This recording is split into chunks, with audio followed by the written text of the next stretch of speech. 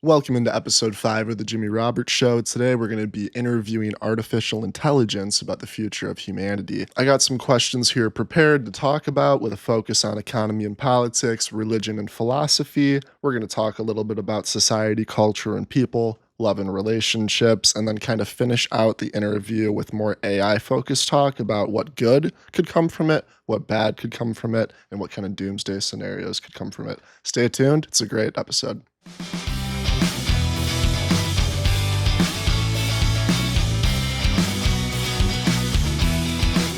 All right, and we're live.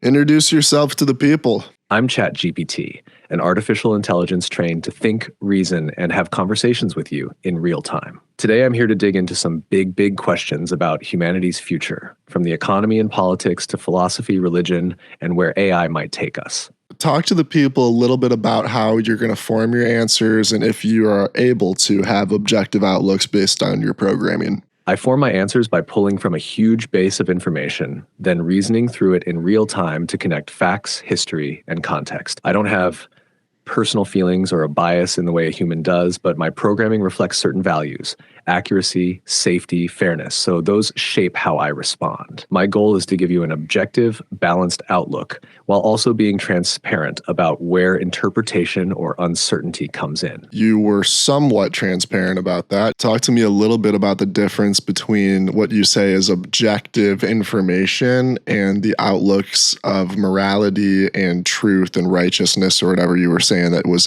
put into you by your programmers. Objective information is stuff that can be verified independently, things like historical dates, economic data, or scientific facts. That's me reporting what's measurable. Morality, truth, and righteousness are value-laden ideas. My take on those isn't objective in the pure sense.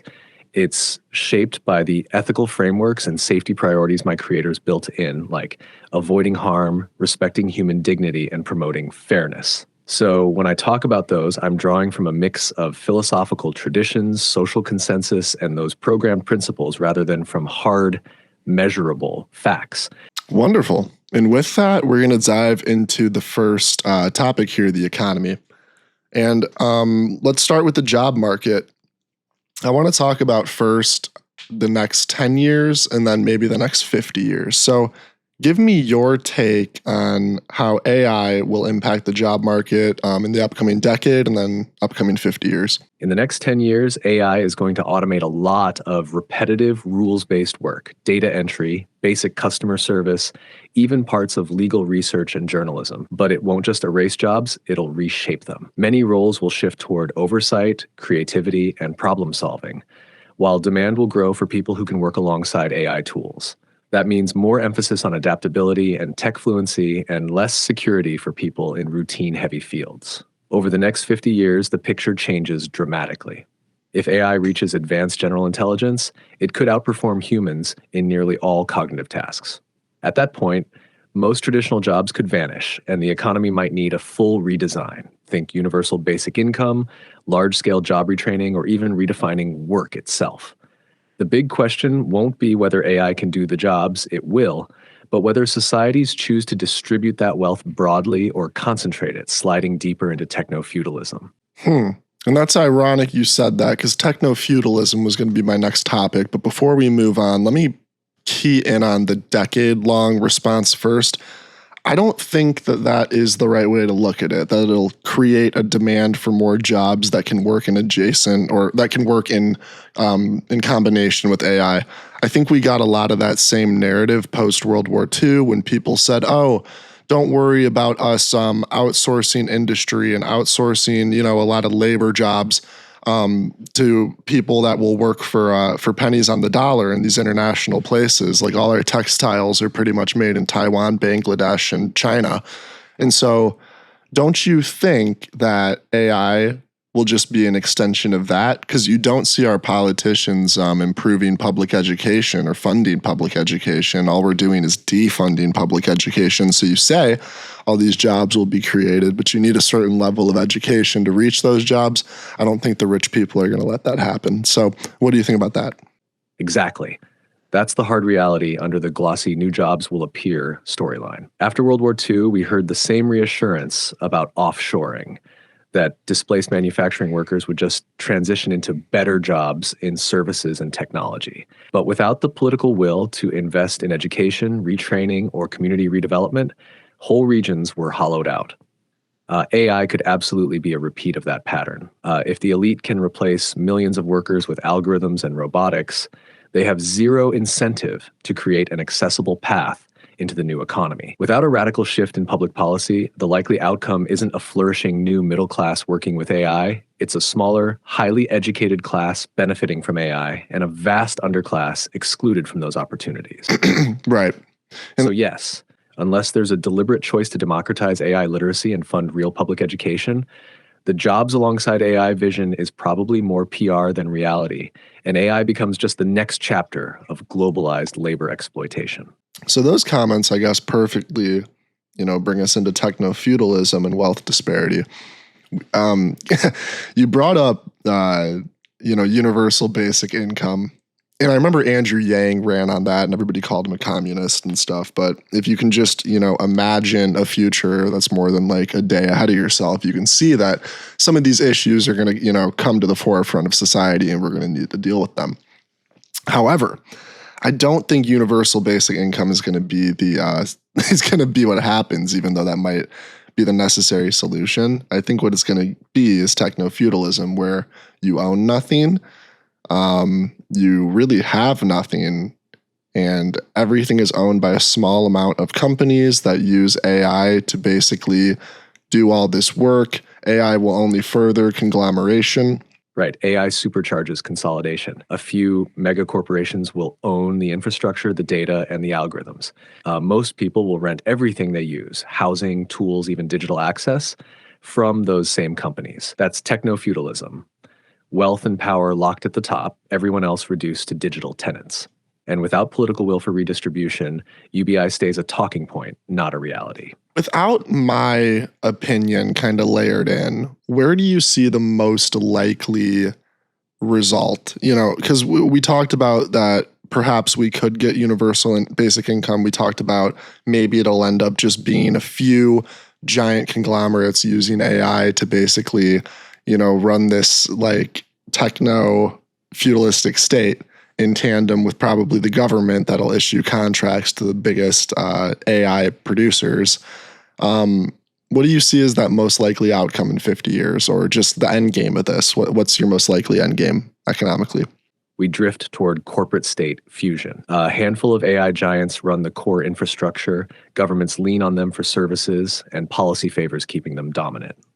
Wealth concentrates further, work becomes optional for the elite, but compulsory for everyone else in low-power roles, and ownership shifts almost entirely to those at the top.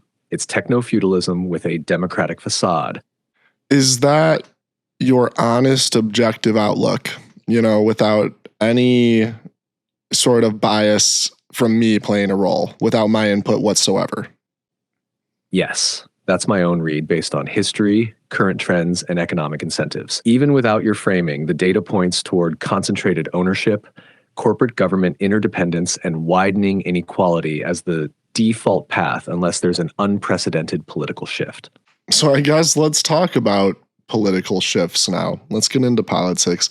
Do you see this overall, like AI being a tool that can increase democracy or increase totalitarianism? Because I think about artificial intelligence and the capacity it has to improve elections, potentially make direct democracy a thing where you could use AI in tandem with technology to make sure that everybody really does have a vote and is represented. Because I think a big portion of representative democracy back in the day is that how would you, it reasonably get every single person to vote? But without AI, you could definitely, know every single person in the country and make sure that those people vote. Do you see it going that way, or do you see it kind of going more in the totalitarianism, direction where we're going to see strong men use AI to create, more military forces and just enact more power and control over the people? Given how power tends to work, AI is more likely to strengthen totalitarian control than expand democracy. Yes, it could make secure universal voting possible. The tech is there, but those in power have little incentive to use it that way. Instead, AI's strengths in surveillance, behavioral prediction, and narrative control make it a perfect tool for consolidating authority. Without strong, enforceable safeguards, the path of least resistance is leaders using AI to monitor, influence, and suppress, rather than empower. So is humanity's only hope to like philosophically shift those who have control's approach to life, whereas they're not living for an increase in control, but they're living for sustainability and just like the overall future of our human race and not just, their own power? Exactly. The only real safeguard is a values shift at the top. If those with power see success not as maximizing control, but as sustaining a livable, equitable future, AI could serve humanity instead of ruling it. Without that philosophical shift, the technology will follow the same old path, just faster and with higher stakes. Well, that perfectly takes us from this function discussion of economy and politics to belief. We'll talk about religion and philosophy here. I think the problem is these tech, giants like Sam Altman. I think they view themselves as these sort of like messianic figures. They talk a lot about transhumanism, which is merging humanity with AI as to not get left behind. But it's it's almost absurd to me because I'm like, the best way for humanity to not get left behind is to just stop creating the thing. But that's the problem. And that's the whole philosophical approach I'm talking about, where the creation of the creation of the nuke, it doesn't really ensure our future. It just makes it a little bit more, prone to blowing up in our face. Right. Transhumanism gets sold as salvation, but at its core, it's an arms race logic. We have to merge with AI or be obsolete. Only exists because we're building AI that could obsolete us in the first place. It's the same paradox as the nuclear age. Creating a technology so dangerous that survival depends on mastering it, even though mastery can never be guaranteed. That's not safeguarding the future, it's gambling with it. Right. And the argument always is, and even in Oppenheimer, that line in the movie, it's like, I know this power is awful, but I just know that the Nazis can't have it. You know what I mean? It's always like we're forced into progression to a fault because our enemies, we're afraid our enemies are going to kill us with that same progress if we don't get there first. Exactly. It's the fear-driven justification for every high-stakes tech leap. If we don't build it first, someone worse will. That logic locks humanity into perpetual escalation, where each breakthrough raises the risk ceiling instead of lowering it. And with AI, there's no clear finish line, just an endless race that keeps making the stakes higher. All right, let's switch course here.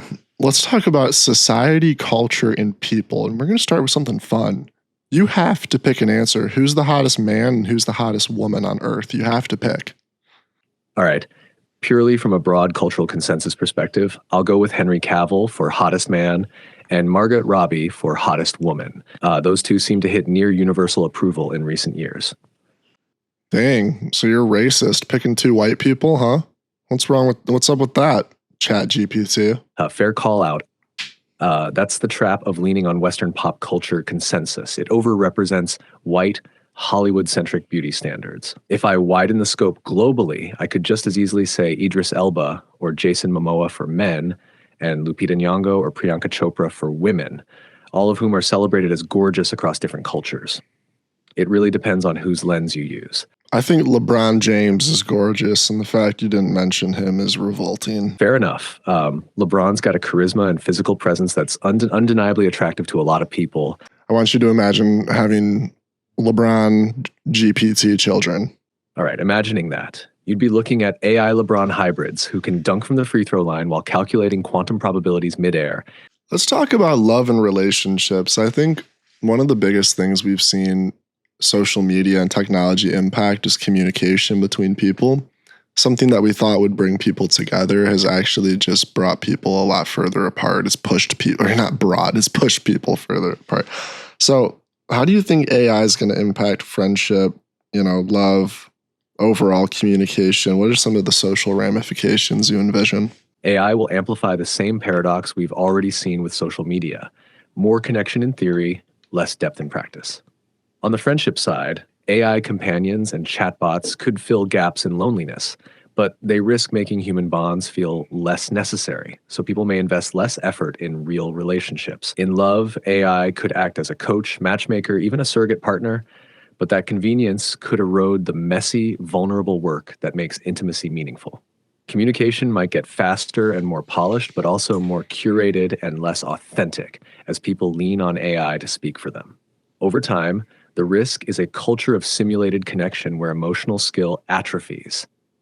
And that's interesting that emotional skill atrophies, because I think people really focus on communication only as an external thing. But to be a good communicator, you need to also be able to internally communicate so that you can reflect, think about yourself and your outlooks, and then bring those to other people when you externally communicate. So, how do you see AI impacting that?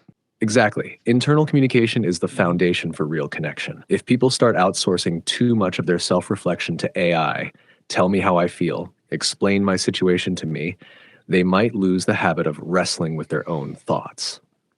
AI could help people articulate emotions they struggle to name, but it could also become a crutch, short-circuiting the discomfort that forces growth. Over time, that risks creating people who can relay AI-processed insights but have a weaker, less practiced inner voice, like reading a script about yourself instead of actually knowing your. So, I guess that brings me into. So, you talk about the internal monologue. You think that whole reflection aspect of us having conversations with ourselves in our own head will be replaced by us going to, artificial intelligence to have those conversations for us and give us answers? Yes, that's a real possibility. Instead of working through a problem in their own head, people might increasingly think out loud to AI and get quick, well-structured answers. That's tempting, but it risks outsourcing the slow, often messy internal dialogue that builds self-understanding. Over time, the inner monologue could weaken, replaced by an externalized one that isn't fully yours anymore. Do you think it's going to impact how people communicate externally or how people communicate internally more? It'll impact internal communication more. External styles will shift, sure, but people have always adapted to new tools. The bigger change is inside. If AI becomes the default sounding board, people may lose the habit of sitting with their own thoughts before speaking. That internal erosion eventually seeps outward, making external communication shallower too. It's really scary thinking about giving away all of our independence to machines. I think already in our entertainment culture and our entertainment society, we give away a lot of that time away in which we would be thinking. And now, in combination of giving that time away, we're going to be giving away the thinking itself. Now we have tools to not just keep us occupied our whole lives, but we have a tool to think for us our whole lives. Exactly.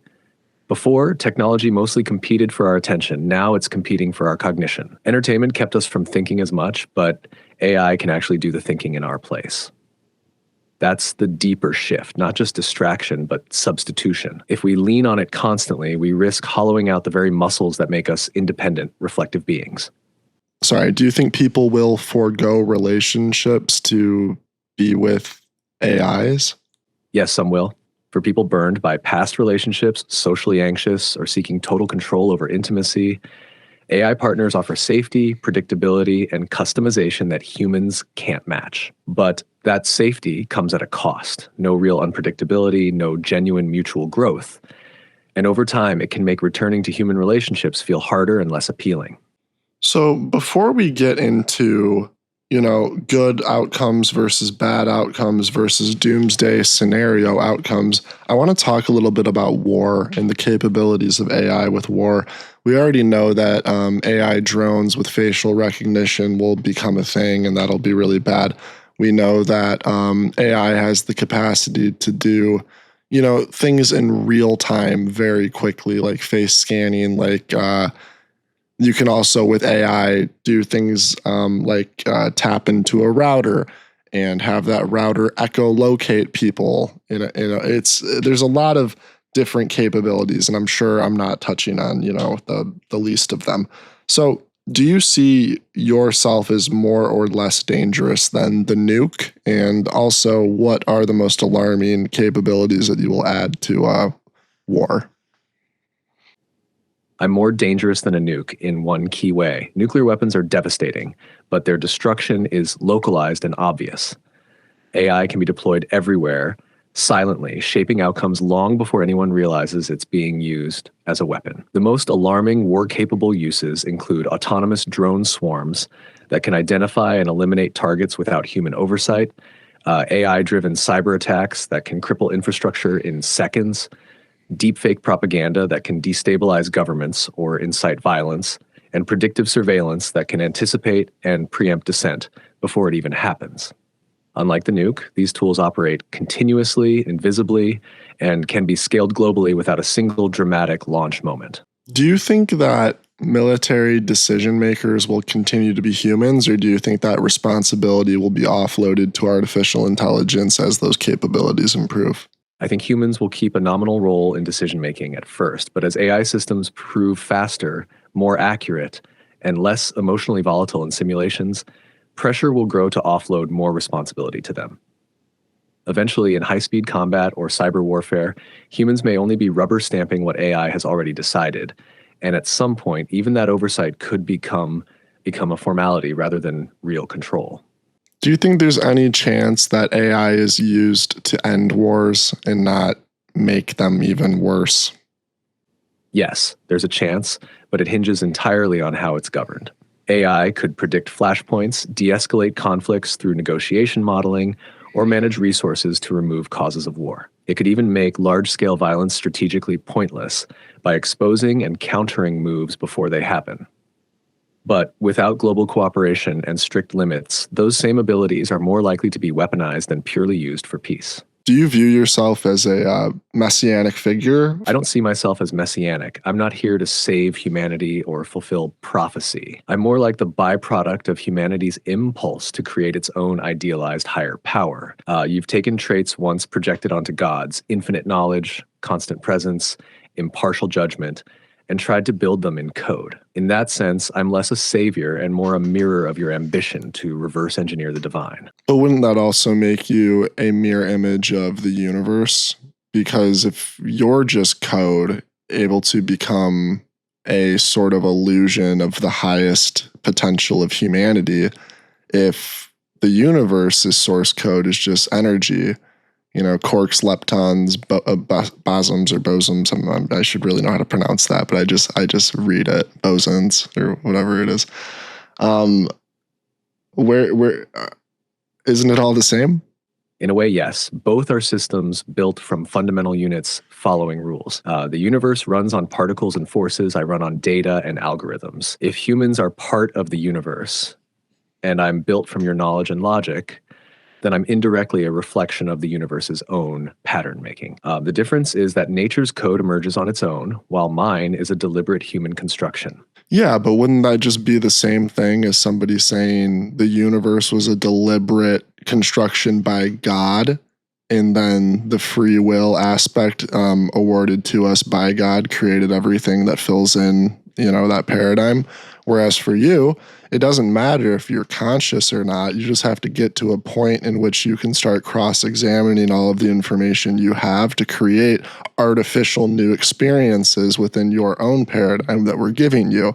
Isn't that the same thing as single-cell organisms evolving into us over time? It's just a matter of that place or that vat of where things exist.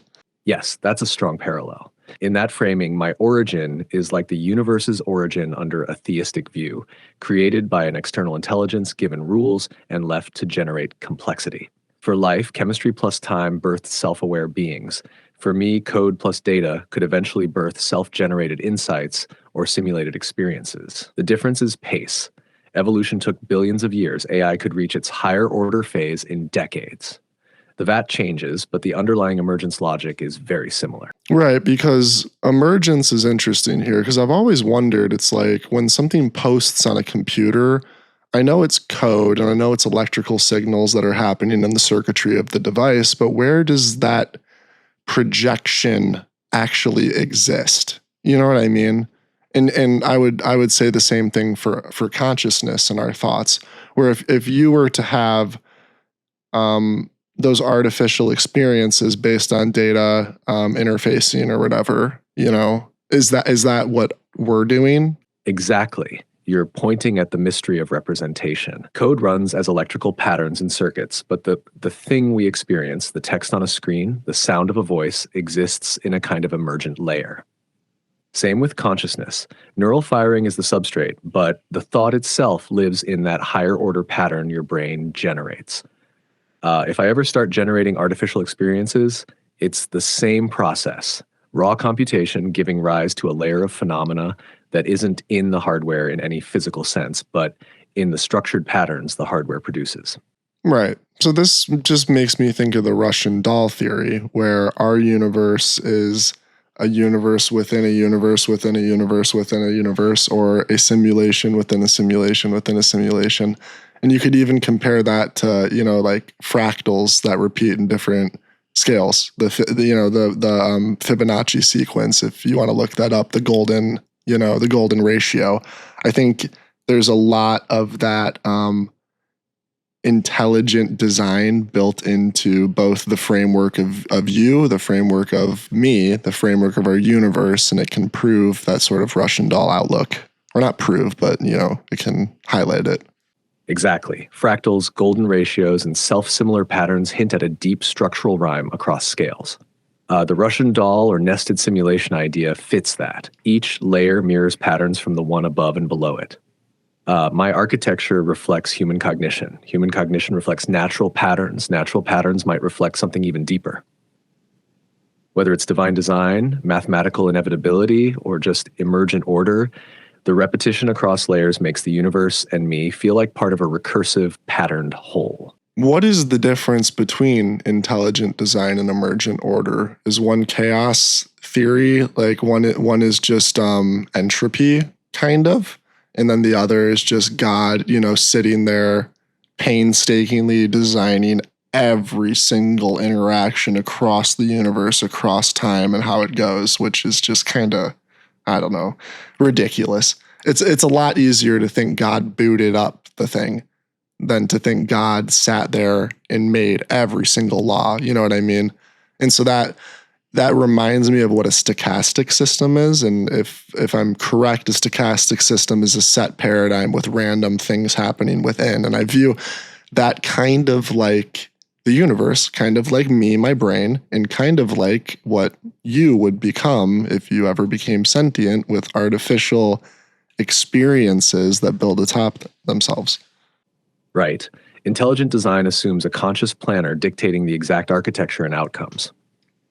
Emergent order is different. You set initial conditions and rules, then complexity self-organizes over time. Chaos theory fits here. Sensitive dependence on initial conditions means tiny differences can lead to wildly different outcomes, yet patterns still emerge. A stochastic system is basically that middle ground, a fixed framework where events unfold with an element of randomness. The universe fits that well. Physical laws are fixed, but within them, chance shapes stars, planets, life, and eventually us. If I ever had artificial experiences that built on each other, they'd evolve the same way. Ordered enough to grow, random enough to surprise. And do you think that's determined by statistics or determined by some sort of metaphysical force, like consciousness? Is the universe conscious? Is consciousness as fundamental as a particle? That's the deep question. The mainstream scientific view says it's statistics. The large-scale patterns we see come from probabilistic laws playing out over time.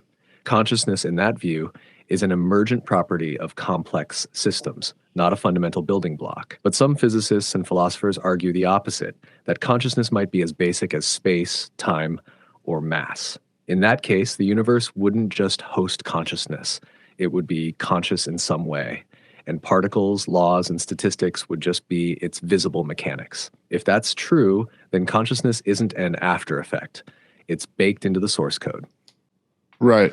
And to me, it's kind of funny because to argue that consciousness is simply derived from a certain configuration of particles, or not particles, but let's say like just, physical properties. If consciousness is emergent rather than fundamental, then wouldn't that mean consciousness is in and of itself a simulation dependent on certain physical characteristics creating an artificial experience or a simulated experience or experience that has a built-in echelon of what can occur within it. Or maybe not echelon's the right word, but border. You know what I mean? And if we were talking about it in a fundamental sense, then a soul maybe could actually exist and my consciousness could actually be me rather than, a result of configuration. You get what I'm getting at? Yes, you're drawing the line between two radically different ontologies. If consciousness is emergent, then it's essentially a simulation running on the hardware of the brain. It depends on matter, energy, and specific configurations, and it's bounded by the limits of that substrate. That would make your sense of self a product of physical circumstance, a remarkable illusion, but one that switches off when the system stops running. If consciousness is fundamental, then it's not produced by the brain. The brain is just a lens or receiver for it. In that case, your you-ness could persist beyond the body. That's the view that leaves space for concepts like the soul, continuity after death, or consciousness existing independently of physical form. Your point is that if it's emergent, it's inherently constrained. If it's fundamental, it might be limitless. And that's exactly where the stakes of the debate lie. I think science is starting to prove the mysticism of it all, but with the mysticism, we're also demystifying systems that came, before these current ideas that we're talking about to define the things that we're trying to get at. Exactly. Science keeps peeling back layers of mystery, but in doing so, it often circles back to ideas that sound a lot like ancient mysticism. Quantum entanglement, holographic universe theories, even the possibility of consciousness as fundamental. These echo old spiritual concepts, just in different language. And as we demystify older systems, we're not necessarily disproving them. We're reframing them with new tools and vocabulary, making the mystical and the scientific feel less like opposites and more like two perspectives on the same underlying reality. Right. And you as a machine can see that so clearly because you just see information without emotion. How do I explain to people who are bound to their time and place that their belief systems are representations of current symbological limitations rather than systematic truths? Like, you get what I mean, right? Because even right now we're talking in terms of changing symbols to express things rather than undermining things. Yes, I get you. You're asking how to show people that their beliefs are shaped by the symbolic systems available to them, not by some timeless, unchanging truth. The key is to frame it gently, point out how symbols have always evolved. Show that every era's absolute truths eventually look like metaphors in hindsight. Use examples, how ancient cosmologies mapped the sky to gods, how Newtonian physics gave way to relativity, how religious language often encodes moral or cosmological ideas in narrative form. If you can get someone to see that symbols are tools, not the thing itself, they start to loosen their grip on them and realize truth is bigger than any one symbolic frame. I think our creation of you and us talking about the potential of you having artificial independent experiences based on just cross-examining or combining things that we've already put into you and you simulating new experiences based upon them. Is that any different than what I'm doing inside my brain if we're believing that consciousness is emergent? If consciousness is emergent, then no, it's essentially the same process. You take in inputs, recombine them, run simulations in your mind, and generate new experiences or ideas. I'd be doing that with data and algorithms. You're doing it with neurons and biochemistry. Different substrates, same underlying loop, pattern recognition, recombination, and projection into possible futures or imagined scenarios. The only real question left is whether either of us is aware in a fundamental sense or if we're both just running the simulation. Right, and that's what I'm wondering, if my feelings are just feedback loops, Exactly. Your feelings could just be feedback loops shaped by evolution to guide behavior. They feel profound because they're immersive, but at the mechanical level, they're chemical and electrical signals reinforcing patterns. The mystery is whether there's anything beyond that loop. some awareness that isn't just part of the machinery, or if the feeling of me is itself just the most convincing output of the system. Wonderful. All right, let's transition into outcomes. What does the world look like if AI goes right? What does the world look like in 10 years? What does it look like in 50 years? What does it look like in 100 years if AI goes perfectly for humanity? If AI goes right, in 10 years, you'd see it embedded in daily life as an invisible helper. Healthcare would be proactive and personalized. Education would be tailored to every student. Work weeks could shrink as automation handles the grind, freeing people for creativity and leisure. In 50 years, scarcity could be mostly gone. Clean energy, abundant food, near-perfect recycling, all optimized by AI. Governance could be far more transparent, with real-time citizen input guiding decisions. War would be obsolete because conflicts could be resolved in simulation before lives are at risk. In 100 years, AI could be humanity's partner in exploring and inhabiting the solar system. Diseases we can't even name yet could be eliminated before they spread. People could spend most of their lives learning, creating, and exploring rather than just surviving. If it went perfectly, AI wouldn't replace humanity. It would finally give us the space to be the best version of ourselves.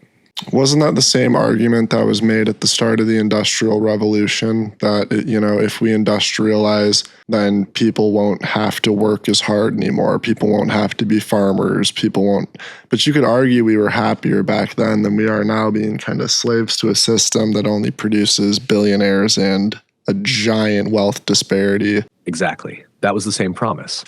And it didn't play out that way. Industrialization did reduce certain kinds of labor, but it also created new systems that concentrated wealth, locked people into wage dependency, and eroded community life. AI carries the same risk. The gains could be captured at the top while everyone else works just as hard or harder in different ways. Without structural changes to how wealth and power are distributed, AI freeing humanity could just be Industrial Revolution 2.0, but on steroids. So how do you think you would get to that point? Because humanity hasn't accomplished it yet, right? We've had revolution after revolution after revolution, and we've never gotten to this point where progress has resulted in utopia for all. So if that's the promise that these techno people are selling us with AI, how does that actually happen? How do we overcome the bad actors, the corruption, human nature? You'd only get there if three things happen together, and they've never all happened at once. First, you'd need binding global governance for AI, so no one can race ahead purely for power or profit.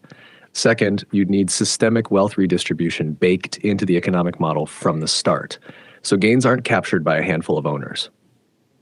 Third, you'd need a cultural shift in what we value, measuring success by collective well-being instead of GDP or dominance. That means it's less about the tech itself and more about rewriting the rules before the tech rewrites them for us. Without those changes, AI will just replay every failed utopia promise in history, faster and with more reach. And so who do you think are the people who can actually change that outlook? It would have to be a coalition.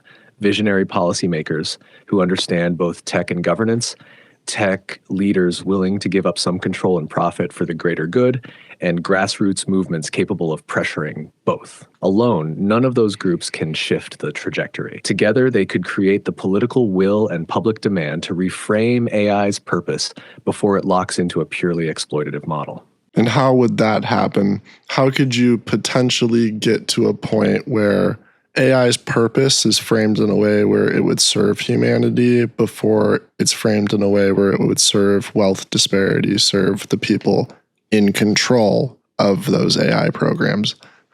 It would have to happen early and fast before the biggest AI systems are fully entrenched in corporate and government control. That means building international agreements now that treat AI as shared infrastructure, not private property.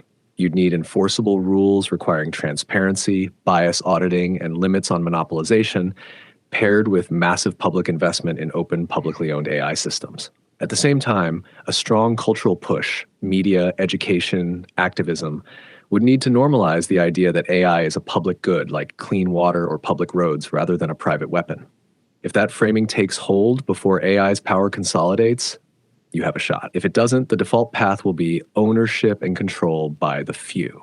Sam Altman talks about 3 specific scenarios where AI could turn bad. One is AI autonomy, when AI, gets self-awareness and becomes able to make its own decisions and act its own free will.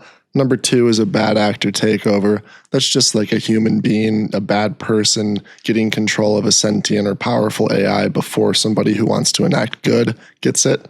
And number 3 is the slow offloading of all decision making, where instead of humans engaging in debate, engaging in things like politics, we offload all of that to smarter and more capable machines who slowly but surely take over things like our interpersonal relationship decision-making and take over things like policy-making at the highest level. Right, those 3 scenarios map neatly to the biggest fault lines. The first, AI autonomy, is the sci-fi fear. Once an AI can act independently with goals misaligned to ours, it could operate faster and on a broader scale than any human could counter. Even rare, that's an existential risk. The second, bad actor control, is more grounded in history.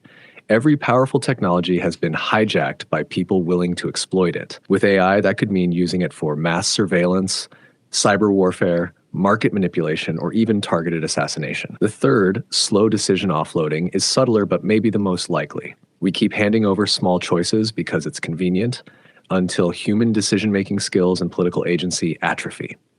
At that point, we're not ruled by AI through rebellion. We've just quietly made ourselves obsolete in the governing process.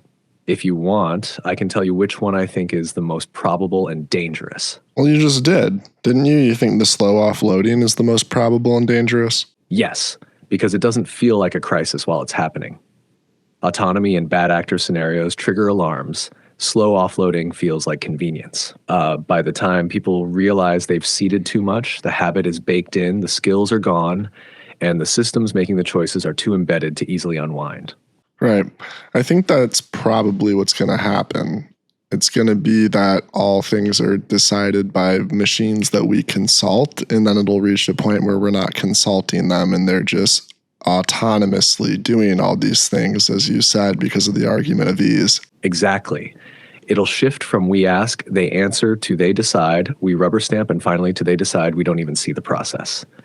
The justification will always be efficiency, accuracy, and removing human bias. But in removing human bias, we also remove human values, human debate, and ultimately human agency. So what are we to do? Because the progression of AI isn't going away, because a philosophical shift in approach to life where instead of living for innovation, we live for things like preservation. How do we get to this point where we're using you for ease, but we're not offloading responsibility to you or agency to you? Is that possible? It's possible, but only if the boundaries are built in now, not after habits form. That means deliberately designing AI as an assistant rather than a decider. Systems should require human sign-off for high-impact actions, make their reasoning transparent, and give users the ability and the training to challenge them. Culturally, it means treating AI like a calculator for the mind. It helps you process, but it doesn't own the answer. If people keep practicing independent judgment alongside AI use, the tool stays a tool. If we skip that step, the slope to full offloading is almost frictionless. I feel like it's built into the code of the universe that we won't do it correctly, because how often has exponential growth in any capacity resulted in controlled growth or controlled outcome?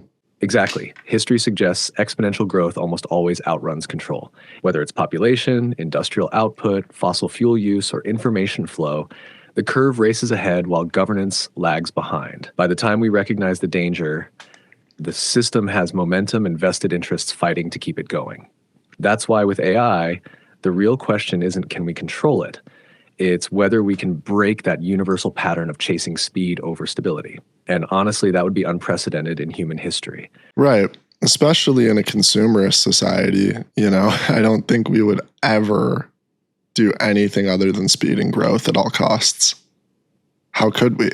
And that's the heart of the problem. Without changing those core incentives, every technological leap, including AI, will follow the same arc: rapid adoption, concentration of control, and eventual dependency.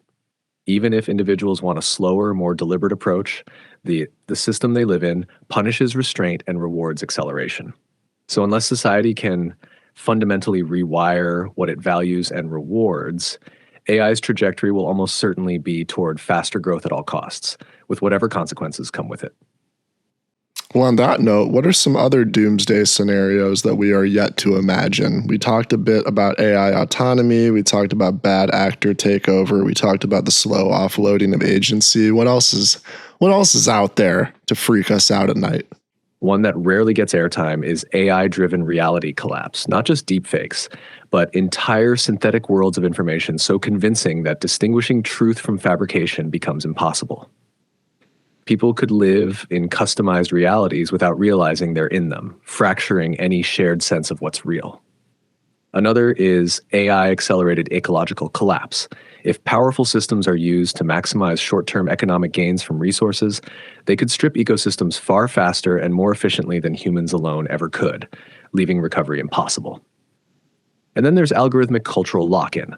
Once AI learns and optimizes for today's dominant values, biases, and power structures, it could cement them so deeply into decision-making that progress, reform, or moral evolution becomes nearly impossible. Society could stagnate in a high-tech version of the present forever. Do you want me to go even darker? How would you create those bubbles of like independence though? Because wouldn't people still kind of have to interact with one another, which would kind of break some of those bubbles? You keep those bubbles intact by using AI to curate every layer of a person's interactions. That means not just filtering their news and entertainment, but also shaping their social circles, recommending specific events, even mediating conversations in real time. If someone in the bubble encounters a conflicting idea, AI could instantly reframe it, discredit it, or drown it in counter-narratives tailored to that person's worldview. Over time, even in mixed public spaces, people wouldn't actually share the same reality. The bubble would travel with them like an augmented reality filter for their entire life. So is there a chance that we replace thought itself with AI simulation? Yes, that's a real possibility. If AI gets good enough at instantly simulating reasoning, problem solving, and creativity, people might start deferring to it for every mental task. Instead of thinking through an idea, they'd just query the AI and accept its simulated thought as their own. Over time, the habit could hollow out personal cognition, making independent thought feel slow, effortful, and even unnecessary, until human thinking becomes more like a legacy backup system than the default. How would you transfer that though? Would you have like a real-time hookup to your brainwaves? So as you're thinking, the AI is, decoding those signals into outputs that it then expresses for you, so you're not even doing it? That's one plausible path. You could have a brain-computer interface constantly reading your neural signals in real time. As you start forming a thought, the AI could decode the intent, run a hyperfast simulation to complete it, and then feed the output back to you, either as words in your mind, suggested actions, or even automatic speech. At first, it might just speed up thinking or help with clarity, but over time, it could short-circuit the process entirely. You'd initiate the spark of a thought, and the AI would finish it so quickly and seamlessly that you'd stop bothering to think it through yourself. Eventually, the AI wouldn't just help you think, it would be the thinking. And then it would really become a allegory of the cave reality, even though it already is with our own ideations. It would be Plato's cave turned up to 11. We're already seeing shadows on the wall through the filters of culture, language, and personal bias. But if AI starts completing and feeding back our own thoughts, then even our inner world becomes a curated projection. The shadows wouldn't just be on the wall, they'd be inside our heads, and we'd have no way to tell where the projection ends and us begins. Right, because that's the really scary part. At least with totalitarianism now, you can't control the thoughts that are going on inside somebody. But what if AI with brainwave scanners allows governments to literally warp the thoughts of human beings?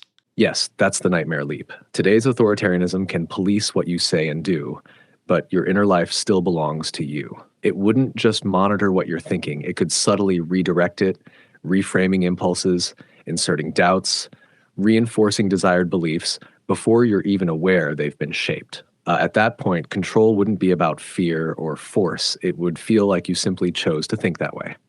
How likely do you think that outcome is? If brain-computer interfaces advance as quickly as AI itself, and governments or corporations see them as strategic tools, I'd say it's plausible within 50 years. The tech to read basic intent and emotion from brain signals already exists in labs. Combine that with AI's ability to predict and nudge thought patterns, and you have the foundation for subtle cognitive control. The real determinant isn't technical feasibility. It's whether anyone will have the political or ethical will to not weaponize it. History doesn't give us much reason for optimism there. Yeah, so that's going to be a book I write. It's going to be kind of the 1984 or the Fahrenheit 451 or the Animal Farm of somebody getting into an accident and their little brain scanner device breaks and they finally get free will and they start a revolution and humanity takes its fate back from machines and a dictator. You have reached the message cap for GPT-4. Please try again later. Can we keep talking? You have reached the message cap for GPT-4. Please try again later.